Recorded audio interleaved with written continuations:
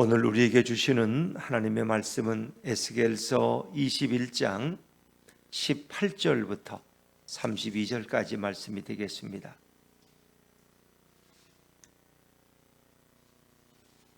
구약성경 1181쪽 에스겔 21장 18절부터 마지막 절까지 말씀입니다. 18절부터 저와 여러분이 한 절씩 교독하십니다.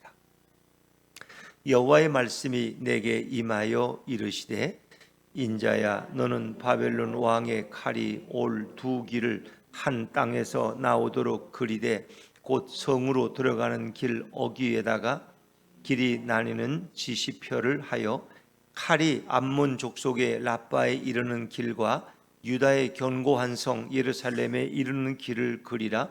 바벨론 왕이 갈렙길 곧 두 길 어귀에 서서 점을 치되 화살들을 흔들어 우상에게 묻고 희생 제물의 간을 살펴서 오른손에 예루살렘으로 갈 점괘를 얻었으므로 공성태를 설치하며 입을 벌리고 죽이며 소리를 높여 외치며 성문을 향하여 공성태를 설치하고 토성을 쌓고 사다리를 세우게 되었나니 전에 그들에게 맹약한 자들은 그것을 거짓 점괘로 여길 것이나 바벨론 왕은 그 죄악을 기억하고 그 무리를 잡으리라.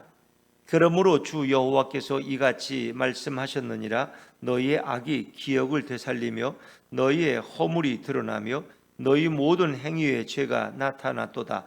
너희가 기억한 바 되었은즉 그 손에 잡히리라. 너 극악하여 중상을 당할 이스라엘 왕아, 내 날이 이르렀나니 곧 죄악의 마지막 때이니라. 주 여호와께서 이같이 말씀하셨느니라. 관을 제거하며 왕관을 벗길지라. 그대로 두지 못하리니 낮은 자를 높이고 높은 자를 낮출 것이니라. 내가 엎드러뜨리고 엎드러뜨리려니와 이것도 다시 잊지 못하리라. 마땅히 얻을 자가 이르면 그에게 주리라. 인자가 너는 주 여호와께서 암몬 족속과 그의 능력에 대하여 이같이 말씀하셨다고 예언하라. 너는 이르기를 칼이 뽑히도다. 죽이며 멸절하며 번개같이 되기 위하여 빛났도다. 내게 대하여 허무한 것을 보며 내게 대하여 거짓 복수를 하는 자가 너를 중상당한 악인의 목 위에 두리니 이는 그의 날 곧 죄악의 마지막 때가 이름이로다. 그러나 칼을 그 칼집에 꽂을지어다. 내가 지음을 받은 곳에서 내가 출생한 땅에서 내가 너를 심판하리로다. 내가 내 분노를 내게 쏟으며 내 진노의 불을 내게 내뿜고 너를 짐승 같은 자 곧 멸하기에 익숙한 자의 손에 넘기리로다. 같이 읽습니다. 내가 불의 섭과 같이 될 것이며 내 피가 나라 가운데에 있을 것이며 내가 다시 기억되지 못할 것이니 나 여호와가 말하였음이라 하라. 아멘. 할렐루야. 네. 아멘을 한번 크게 해보시죠. 할렐루야. 네. 오늘도 주님의 동행하심이 우리 모두에게 함께하기를 간절히 바랍니다. 네. 자, 에스겔 21장은 하나님이 심판하시는데 칼로 심판하시는 거예요. 그래서 우리가 여호와의 칼 혹은 칼의 노래 이런 제목을 붙인다 그랬어요. 마치 김은이란 그 소설가의 칼의 노래라는 이순신 장군을 배경으로 한 그 제목이 기억이 날 정도로 심판의 칼에 대해서 말씀합니다. 그 심판의 대상은 누구냐? 바로 이스라엘, 예루살렘이 되는 거죠.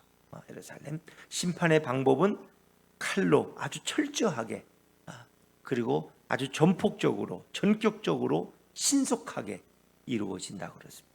그래서 우리가 어제까지는 심판의 대상이 누구냐? 이스라엘, 예루살렘이 심판의 대상. 심판의 방법은 아주 전격적으로 칼로 하나님이 그들을 치시는 거예요. 그런데 오늘 우리가 이제 읽은 18절부터 마지막 절까지는 심판의 방법, 심판의 수단, 어떤 도구를 통해서 예루살렘을 심판하시느냐, 그리고 그 심판의 결말이 어떻게 되느냐, 결말에 대해서. 그리고 그 이웃 나라인 암몬 족속에 대한 심판까지 소개됩니다. 이제 심판의 광범위성인데 심판의 확장. 그래서 암몬을 심판한다는 것은 하나님의 백성인 이스라엘만이 아니라 그 모든 열방이 다 심판받는다. 이제 그런 상징적인 의미를 가지고 있습니다. 그러나 오늘 심판은 바벨론에 의해서 전격적으로 이루어지는데 심판하시는 분이 누구냐? 바로 하나님이라. 지금 바벨론 땅에 아직도 에스겔은 머물고 있어요. 1차, 2차 포로로 끌려온 사람들과 함께 머물고 있는데 아직 바벨론의 3차 침공은 이루어지지 않았습니다. 하나님께서 에스겔에게 또 말씀하십니다. 자, 우리 18절, 19절 말씀으로 돌아갑니다. 18절, 19절입니다. 시작. 여호와의 말씀이 내게 임하여 이르시되 인자야, 너는 바벨론 왕의 칼이 올 두 길을 한 땅에서 나오도록 그리되 곧 성으로 들어가는 길 어귀에다가 길이 나뉘는 지시표를 하여. 이제 하나님께서 한 가지를 시켜요. 이게 지도를 만든 지도. 바벨론 왕이 오는 길을 두 길을 만들라는 거예요. 두 길을 오다가 이제 갈라지는, 한쪽은 예루살렘 유다로 가는 길이고 또 한쪽은 그 암몬 족속이 있는 림나로 가는 길이에요. 이 두 길을 지도에다 그리라는 거예요. 왜 그러실까? 제가 20절을 읽어볼게요. 20절. 칼이 암몬 족속의 랍바에 이르는 길과 유다의 견고한 성 예루살렘에 이르는 길을 그리라. 하나님 이렇게 말씀하셨어요. 이게 상징 예언이죠. 이렇게 이제 에스겔이 하나님 들은 대로 이렇게 그리는 거예요. 지도를 그리고 사람들이 이게 도대체 뭐냐고. 그러면 바벨론이 침공을 하러 오는데, 심판하러 오는데 이제 그들이 두 가지 생각을 가지고 와요. 예루살렘을 먼저 칠까, 암몬을 먼저 칠까 대상이야. 그런데 이제 그 당시는 습관적으로 이방의 왕들은 점을 쳐요. 그때는 점 치는 게 아주 점쟁이가 아주 점을 잘 치면 잘 살았어. 왕에게 늘 점을 쳐서 먹고 살았어요. 그리고 부귀 영화를 누렸는데 그 자기 점쟁이를 데리고 오라 그래서 점을 치게 한다. 또 왕이 직접 점을 칠 수도 있어요. 이제 그걸 실제적으로 그리고 실제로 그들은 점을 쳐서 정했다는 거예요. 그러나 그 점 치는 게 하나님의 방법은 아니에요. 바벨론의 느부갓네살 왕은 하나님을 몰라. 그런 이방의 왕이 당연히 점을 치는 거지. 그리고 예루살렘을 먼저 칠 것인가, 암몬을 칠 것인가를 이제 결정하는. 이제 그거를 너무 자세하게 구체적으로 하나님이 에스겔에게 예언하고 계시는 이루어질 일들을. 자, 그런데 점을 어떻게 치는지 여러분도 좀 한번 보세요. 자, 21절 말씀을 같이 읽습니다. 21절입니다. 시작. 바벨론 왕이 갈래길 곧 두 길 어귀에 서서 점을 치되 화살들을 흔들어 우상에게 묻고 희생 제물의 간을 살펴서. 이 세 가지 방법이 있어요. 세 가지 방법. 이 세 가지 방법 중에 뭐 다 쓸 수도 있지만 한 가지만 쓸 수도 있어요. 첫째는 화살들을 흔드는 거예요. 화살을 화살통에 넣고 거기다가 이제 뭐 화살을 많이 넣을 필요가 없겠죠.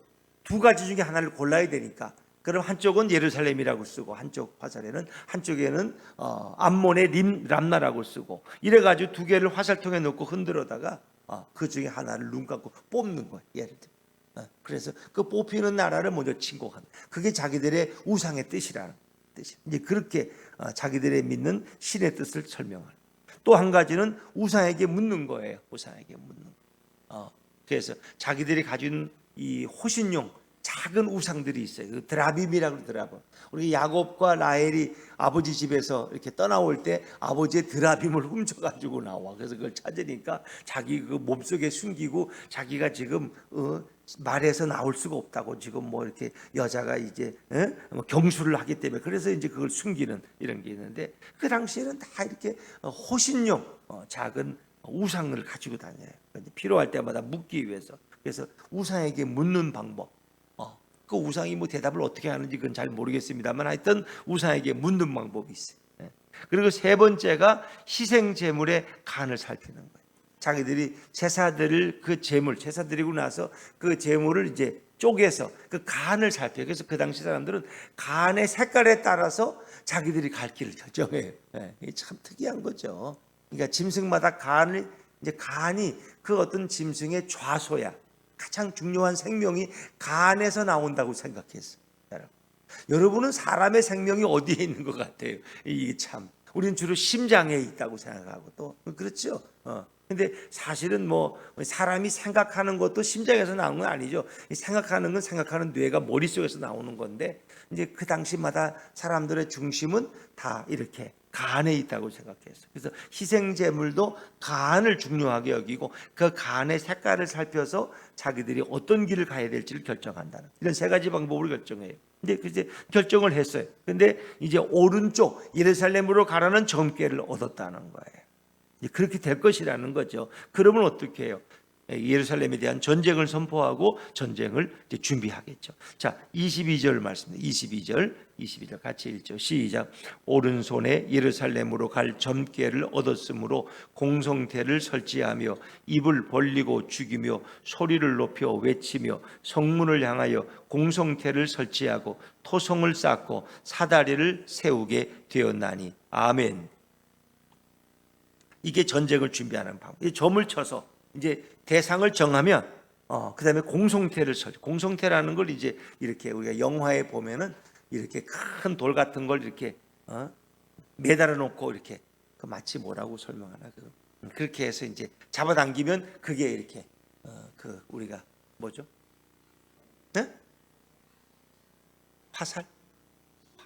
우리가 이렇게 아이들이 새 잡을 때 새총 고무줄을 잡아당겼다가 거기다 돌을 얹어 놓으면 그게 성 안으로 들어가서 성 안에 어느 집이나 사람을 이제 치는 거지. 그게 이제 공성태예요. 우리가 그 새총의 원리예요. 고무줄을 잡아당겼다가 놓으면은 이제 날아가는 거죠. 많은 사람들이 그걸 잡아당겨서 놓는 거기 큰 돌이나 이제 거기다 불을 뭐 하는 이런 것들을 이제 날려버리면 성 안을 태울 수도 있고 이 공성태. 공성태를 준비하라.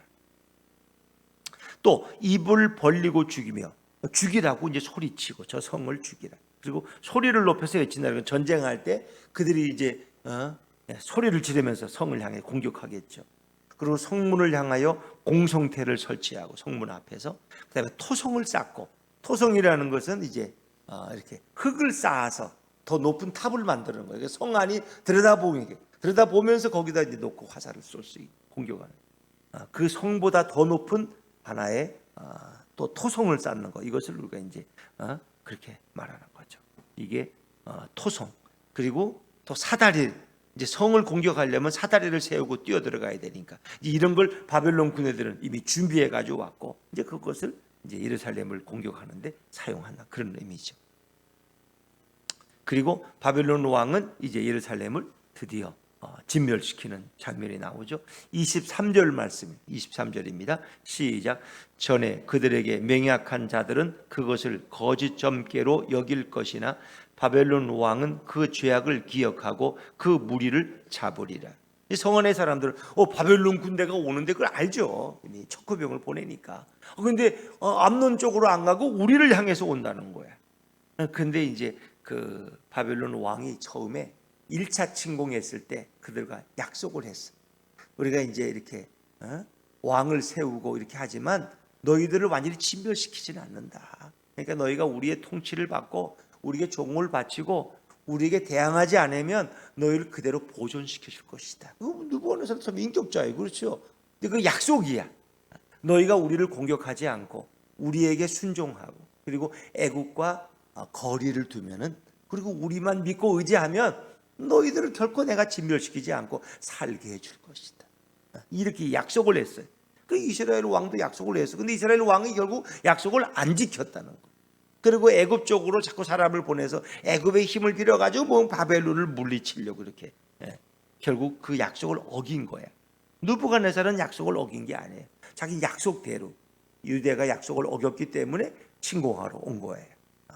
자, 근데 이제 그거를 그 맹약한 이스라엘 사람들이나 관리들은 그것을 거짓 점괘로 여길 것이나 설마 바벨론이 우리를 치러 오겠어? 라고 이렇게 생각하지만 바벨론 왕은 그 죄악이라는 것은 자기와 이스라엘이 맺은 그 언약을 이스라엘이 어겼다는 거예요. 이스라엘 왕들이 그걸 어겼어.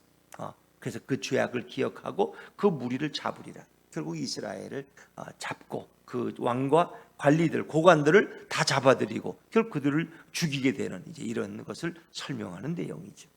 자, 이렇게 해서 결국은 예루살렘은 이제 허물어지게 돼. 바벨론의 뭐 그 수십만 군대 앞에 힘없는 예루살렘이 뭐 쉽게 정복돼 버리고 말죠.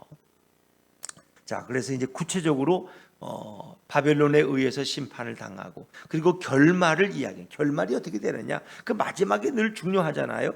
근데 이게 해피 엔딩은 아니에요. 아주 비극적인 엔딩으로 끝나죠. 자, 24절 말씀입니다. 24절 시작. 그러므로 주 여호와께서 이같이 말씀하셨느니라. 너희의 악이 기억을 되살리며 너희의 허물이 드러나며 너희 모든 행위의 죄가 나타났도다. 너희가 기억한 바 되었은즉 그 손에 잡히리라. 결국 이스라엘은 그들이 그 모든 악한 거, 그 허물, 그 행위의 죄악 때문에 결국은 바벨론에 의해서 결국은 진멸을 당한다는 그런 뜻이죠. 하나님 앞에서나 뭐 바벨론 왕가의 조약을 어겼다든가 또 하나님 앞에서 우상 숭배라든가 그 모든 것이 다 드러나서 결국은 바벨론의 서의에 의해서 결국 포위되고 그들이 잡힌다는 거죠. 그리고 그 당시에 마지막 왕인 그 시다기야, 우리가 마지막 왕을 뭐 영친 왕이라 그러나요? 마지막 왕이 결국은 이제 비극적인 일을 당하죠. 25절을 제가 했습니다. 25절. 너 극악하여 중상을 당할 이스라엘 왕아, 내 날이 이르렀나니 곧 죄악의 마지막 때이니라. 그러니까 하나님께서는 예언자들을 통해서 바벨론을 대항하지 말아라. 바벨론과 신어하고 바벨론에게 그냥 따르라. 그건 다 너의 죄악의 결과니까 망하지 않으려면 바벨론하고 잘 지내라. 근데 이제 그들은 끝까지 바벨론에서 벗어나려고 했기 때문에 결국은 애국과 손을 벌려다가 결국은 이렇게 이제 망하게 되는 거예요. 마지막 비운의 왕이 되는 거죠. 그래서 극악한 자들이야. 그 중상을 당할 이스라엘 왕. 결국 시드기야는 한밤중에 자기만 살겠다고 도망가다가 붙잡혀서 람나에서 붙잡혀서 두 눈이 뽑히고 두 아들은 살해당하고 그리고 포로로 끌려가서 결국 바벨론 땅에서 숨을 거뒀죠. 중상을 당. 그 중상이죠. 두 눈이 뽑히니까 뭐 엄청난 중상이죠. 이스라엘 왕아, 내 날, 내 최후의 날이 이르렀다. 곧 죄악의 마지막. 너가 죄를 꾸미는 것도 이제 여기서 끝난다. 그러니까 나라가 1차, 2차 이렇게 포로를 당하고 1차, 2차 포로로 끌려가면 뭔가 정신을 차리고 왕인과 고관들이라도 이거 하나님 앞에 우리가 잘못했다. 저 예언자의 음성을 듣고 우리가 순종하자 했는데 정신을 못 차리고 계속 죄악을 더하다가 죄악의 마지막 다 이제 그리고 끌려가는 꼴이 된 거죠. 그래서 그에게서 왕관이 벗겨져요. 그 당시 지도자인 제상들도 그 제상의 관이 다 벗겨지고 왕도 왕관이 벗겨져. 그리고 모든 것이 질서가 다 무너져 버려. 26절 말씀 같이 26절입니다. 시작. 주 여호와께서 이같이 말씀하셨느니라. 관을 제거하며 왕관을 벗길지라. 그대로 두지 못하리니 낮은 자를 높이고 높은 자를 낮출 것이니라. 관을, 이건 제상의 관을 얘기하는 거예요. 여기서 말하는 관은. 그리고 왕관, 이건 왕의 관이에요. 시드기야의 왕관이 벗겨져요. 왕이 아니에요. 그리고 그대로 두지 못해. 낮은 자를 높인 높은 자를 높여야 되는. 이건 이제 사무엘상 2장에서 한나가 예언한 그런 내용이죠. 하나님께서는 높이 있는 자를 낮추시고 낮은 자를 높이시고 교만한 자를 무너뜨리시고 겸손한 자를 일으키시고 이제 그런 하나님이 설명하는 거죠. 그래서 하나님께서 그 질서를 다 바꿔버려. 다 바꿔. 높은 자들이 다 땅바닥에 떨어지고 말아. 그래서 그 나라 기초까지도 다 하나님이 뒤집어 놓으시는 거예요.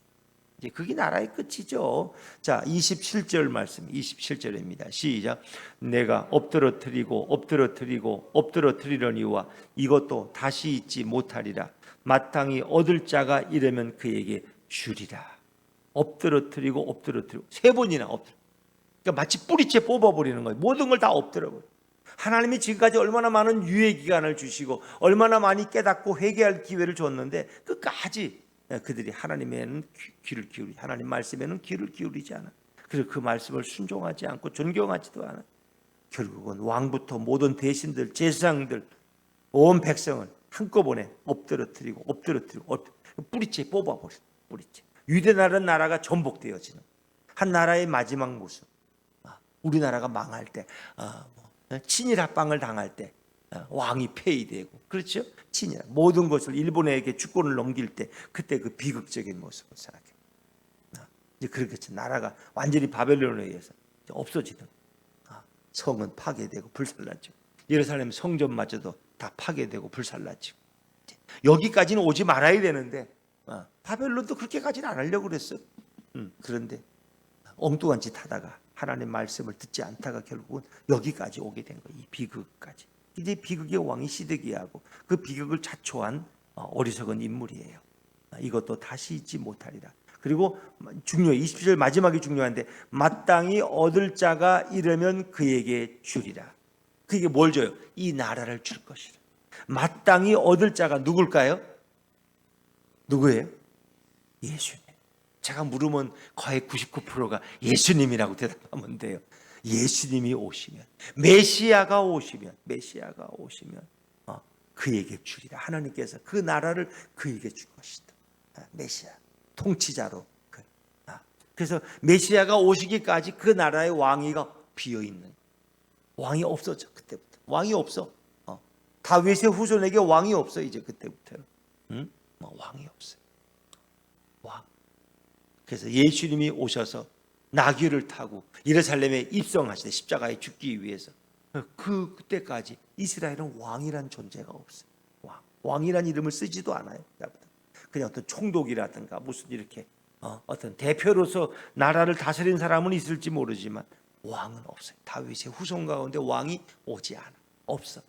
그리고 그 왕은 결국 예수님이 다윗의 후손 가운데 요셉과 마리아의 몸에서 이 땅에 오신 그 하나님, 그 예수님이 결국은 메시아로서 이 나라를 다스리기 위해 오시는, 그것이 이 역사 속에 그렇죠. 그분이 오심으로써 진정한 우리의 왕이 되는데, 그렇게 해서 하나님의 나라의 주권자로 그분은 이제 쓰시는 거예요. 그러나 그분이 완전한 통치자로서 이 땅에 임하는 것은 예수님의 재림을 통해서 완성되죠. 그 지금도 어둠의 권세, 이 세상 주관자들이 이 세상을 다스리고 통치해요. 그게 누구예요? 마귀 사탄의 세력이 지금도 다스려. 이 세상 권세야. 어둠의 주관자들이야. 그러나 우리는 예수 믿는 사람들 속에는 하나님의 나라가 이루어지고 생명 대신 예수님이 그의 통치자와 다스리는 자가 돼. 우리의 가정에서부터 하나님의 나라가 확장되어져. 믿는 자들이 있는 곳마다 하나님의 나라가 확장되어져. 그래서 그 나라가 완성되는 것은 주님이 재림하실 때 완성되어진다. 그래서 마땅히 얻을 자, 메시아가 오시면 그에게 줄 것이다. 메시아에 대한 아주 중요한 예언을 담고 있는 말씀입니다. 창세기 49장 10절에 보니까 야곱이 12아들을 불러놓고 마지막 유언을 하면서 특별히 유다, 넷째 아들 유다에게, 유대라는 이름이 유다에게서 나온 거예요. 넷째 아들 유다가 결국 이스라엘 조상이 되는 거예요. 물론 요셉이 두 배의 지파의 복을 받지만 두 아들이, 그러나 그 나라의 정통성은 유다에게서 오는 거예요. 유다. 그래서 유대라는 나라 이름이 유다라는 넷째 아들에게서 오는 거죠. 그 유다가 왜 그렇게 축복을 받느냐?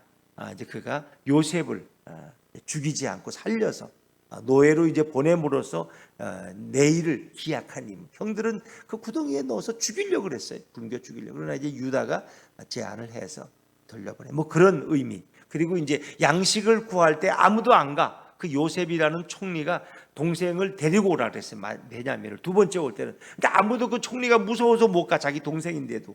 그때 유다가 자기가 나서 내 아들을 아버지에게 맡길 테니까 내가 만약에 베냐민을 못 데리고 오면은 내 아들을 죽이십시오. 유다가 이제 짊지고 가죠. 유다가. 그래서 이제 그때서야 야곱이 이제 보내요. 왜냐하면 베냐민이 거기 붙잡혀 있었거든. 요셉을 또 잃었는데 베냐민까지 잃어버려. 이제 갈 수가 없다는 거예요. 근데 유다가, 우리가 베냐민을 안 데리고 가면 국무총리가 우리를 다 죽인다 그랬고, 우리가 간첩이 아니라는 걸 증명하려면 마지막 동생을 베냐민을 데리고 가야 됩니다. 그러니까 야곱이 안 주려고 그래. 요셉과 베냐민은 이 라헬의 핏줄이거든. 요셉도 잃어버렸는데 내가 이 베냐민마저 잃어버리면 어떻게 사냐는 거예요. 유다가 내가 책임지고 베냐민 동생을 잘 보호해서 데리고 올 것입니다. 만약에 베냐민을 못 데리고 오면 제 자식을 다 죽이십시오. 이렇게 유다가 나섰어. 어찌 보면 기근 가운데 가정을 구한 사람이 유다야. 그래서 그것이 하나님이 유다를 축복하시고 12아들 중에 가장 물론 요셉이 이제 갑절의 복을 받지만 나라의 정통성은 유다로부터 오는 거예요. 그래서 유다의 이름 따라서 유대 민족이 되는 거예요. 그래서 창세기 49장 10절에 보니까 규가 유다를 떠나지. 규라는 건 이제 왕의 홀, 그 권력에 상징하는 지팡이죠. 규가 유다를 떠나지 아니하며 통치자의 지팡이가 그 발 사이에서 떠나지 아니하기를 실로가 오시기까지 이르리니. 이 실로는 통치자 메시아를 가리키게 실로란 표현이에요. 실로가 오시기까지 이르리니 그에게 모든 백성이 복종하리로다. 그러니까 유다의 후손 가운데서 메시아가 오시고 그가 오시면 온 백성이 그에게 복종할 것이다. 이 예언이 창세기 49장 10절에 있는데 이제 그것에 대한 이어져서 그 예언으로 인해서 오늘 마땅히 얻을 자가 이르면 그에게 이 유대 나라를 줄 것이다 라고 말씀하시는 거예요. 그리고 그 후에 메시아가 오시기까지 왕이 없는 거죠. 자, 이제 거기서 예루살렘에 대한 심판은 끝나요. 결말이 이루어져요. 그리고 이제 3차 포로로 그들은 마지막 남은 사람들이 왕과 함께 바벨론으로 끌려가요. 그리고 28절부터 마지막 절은 암몬에 대한 심판입니다. 암몬. 모압과 암몬은 원래 이제 같은 아브라함의 후손 가운데서 난 자들인데 그들이 이렇게 이스라엘과 늘 원수되어 지내죠. 모압과 암몬이. 근데 이제 이 유대가 망할 때 그들도 좋아해서 저 예루살렘 망한다. 그랬는데 결국은 예루살렘이 정확히 망하고 5년 후에 결국은 암몬도 망해요. 바벨론에 의해서 그들도 심판받아요. 그리고 그 심판하시는 분이 바로 하나님. 그래서 이방도 하나님의 손길 아래 있고 하나님의 통치와 다스림 안에 있다는 것을 우리에게 보여주는 거죠. 자, 간략하게 읽고 넘어갑니다. 28절 말씀, 28절 시작. 인자야, 너는 주 여호와께서 암몬 족속과 그의 능력에 대하여 이같이 말씀하셨다고 예언하라. 너는 이르기를 칼이 뽑히도다, 칼이 뽑히도다. 죽이며 멸절하며 번개같이 되기 위하여 빛났도다. 그 심판의 칼이 뽑혀서 드디어 암몬을 위해서도. 근데 그 칼이 막 마광한 것처럼 막 빛이 포착포착 나고 얼마나 예리한지 몰라. 그 칼을 뽑았어 하나님께서. 그리고 결국 그들에게 마지막 때가 이르는 거예요. 29절을 제가 읽죠. 내게 대하여 허무한 것을 보며 내게 대하여 거짓 복수를 하는 자가 너를 중상당한 악인의 목 위에 두리니 이는 그의 날 곧 죄악의 마지막 때가 이름이로다. 암몬도 그들의 죄악 때문에 결국은 유다처럼 그들도 심판을 당하는 거예요. 정확히 5년 후에. 근데 이제 암몬에도 거짓 복수를 자들이 있어요. 그래서 이 바벨론 왕이 점을 쳐서 예루살렘을 가치리고 우리한테 안 올 거라고 믿고 있던 그들, 결국 그들에게도 결국 중상당한 악인의 목 위에 둔다는 것은 예루살렘처럼 그들을 심판한다는 거예요. 그리고 그 마지막 날 죄악의 마지막 때가 이르렀다는 거예요. 그리고는 바벨론에게 대항하지 말라는 거예요. 싸워봐야 너희를 치니까 더 비참하게 죽으니까 대항하지 말고 그냥 심판을 받아들여라. 이제 그 말씀이 30절 말씀이에요. 30절 같이 읽죠. 시작. 그러나 칼을 그 칼집에 꽂을지어다. 내가 지음을 받은 곳에서 내가 출생한 땅에서 내가 너를 심판하리라. 심판하시는 분은 하나님. 그러나 바벨론에 대항해야 할 필요가 없다. 대항해봤자 뭐 그거 싸움이 안 되니까. 그래서 너희의 암몬의 칼을 칼집에 꽂아라. 너가 지음받은 곳에서 내가 출생한 그 땅에서 내가 너를 심판할 것이다. 그리고 31절 제가 읽죠. 내가 내 분노를 내게 쏟으며 내 진노의 불을 내게 내뿜고 너를 짐승 같은 자 곧 멸하기에 익숙한 자의 손에 넘기리로다. 짐승 같은 자가 누구예요? 바벨론이 짐승이야. 사자같이. 멸하기에 익숙한 자의 훈련된 자들의 손에 암몬을 넘겨서 결국 암몬도 멸망당하고 만다는 그 이제 에스겔에게 예언하는 거죠. 그리고 암몬은 다시 회복되질 않아요. 그 끝이야. 그러니까 하나님이 심판해도 다 달라요. 그 결말은. 32절 말씀 32절 시작. 내가 불의 섭과 같이 될 것이며 내 피가 나라 가운데에 있을 것이며 내가 다시 기억되지 못할 것이니 나 여호와가 말하였음이라 하라. 아멘. 내가 불의 섭과 같이 는 너가 불의 땔감처럼 다 불에 타버릴 것이다. 내 피가 나라 가운데 너희의 피를 이 나라의 이 중 가운데 다 쏟을 것이다. 거기다 다 살육을 당하고 죽임 당하니까 그리고 내가 다시 기억되지 못할 것이라는 것은 한 명도 남겨두지 않겠다는 거예요. 이제 예루살렘은 남겨둬서 1차, 2차, 3차 포로 가서 바벨론에 70년 동안 다시 새로운 역사를 잉태하고 회개하고 돌아와서 다시 나라를 세워서 오늘의 이스라엘이 존재하고 유대가 있는데 암몬은 그게 끝이라는 거예요. 그들의 생명을 끊겠다는 거예요. 내가 다시 기억되지 못할 것이. 암몬이란 나라는 그 이후로 다시 기억되지 못해. 그 나라의 운명이 끝난 거기서 다시 소생하지 못해. 그리고 우리나라도 참 특별한 민족 아닙니까? 임진왜란 때 그 위기 속에 살아나고 일제 36년 동안 주권을 잃었지만 다시 우리를 회복시키죠. 저 대한민국을 살리기 위해서 2차 대전이 결국은 연합군의 승리로 끝나죠. 그리고 원자폭탄이 개발되었기 때문에 그거 하나 히로시마에 던지니까 일본 천황이 그냥 당장 항복하고 뭐 멀리 갈 것도 없어요. 그냥 거기서 끝나. 그것 때문에 우리나라가 다시 이런 이 역사를 보면은 참 우리나라와 이스라엘은 비슷한 점이 많다 적다 상당히 많은 거예요. 물론 뭐 그들하고 역사는 다르지만은 거의 사라질 위기에서 하나님이 다시 일으키시는 우리 대한민국도 결국 사라질 위기에서 다시 하나님이 일으키시는 참 보면 놀라워요. 이스라엘도 나름대로 그 역할을 하지만은 우리 대한민국은 미국 다음으로 가는 세계에서 제2위로 선교를 많이 하는 나라, 선교사를 가장 많이 파송한 나라가 우리나라가 두 번째예요. 세계 180개국 중에서 너무 놀라운 일 아닙니까? 우리나라의 기독교 역사라는 건 짧아요. 불과 뭐 150년을 넘지 않아요. 200년. 그러나 우리보다 역사가 긴 유럽의 나라들은 얼마나 기독교 역사가 7, 800년씩 되고 2000년씩 돼. 그러나 그들보다도 우리가 더 많은 선교사를 파송하는 나라. 그러니까 하나님이 대한민국을 쓰시기 위해서 이렇게 생존케 하세요. 그렇죠? 또 우리로 하여금 늘 깨어있게 하시려고. 남북이 아직도 긴장관계 있잖아요. 긴장관계. 늘 이렇게 우리는 핵의 위협 가운데 있어요. 그렇기 때문에 우리는 잠만 잘 수 없는 민족이고 깨어서 기도해야 될 민족. 기도하지 않으면 하나님의 보호하심이 없으면 언제든지 우리는 역사 속에서 언제 망할지 모르는 나라예요. 그러나 하나님이 붙들어 주시고 하나님이 지탱하고 계시는 나라예요. 오늘 이 말씀의 마무리는 무엇입니까? 이 모든 역사의 주관자는 하나님이시라. 예루살렘도 그렇고 그리고 결국 이 모든 암몬은 열방을 대표하는 나라의 운명도 하나님이 결정하신다는 거예요.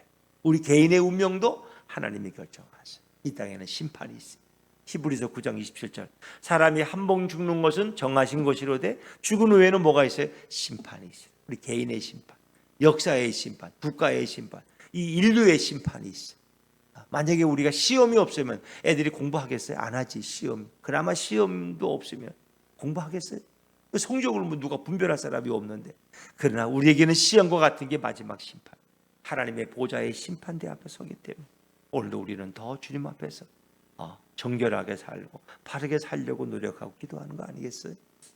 오늘도 역사의 주관자이신 우리 예수 그리스도 앞에 우리의 삶을 드리고 그분을 내 인생의 주인으로 모시고 오늘 예수님의 말씀에 순종하며 나아가는 우리 모두가 되시기를 주의 이름으로 축원합니다.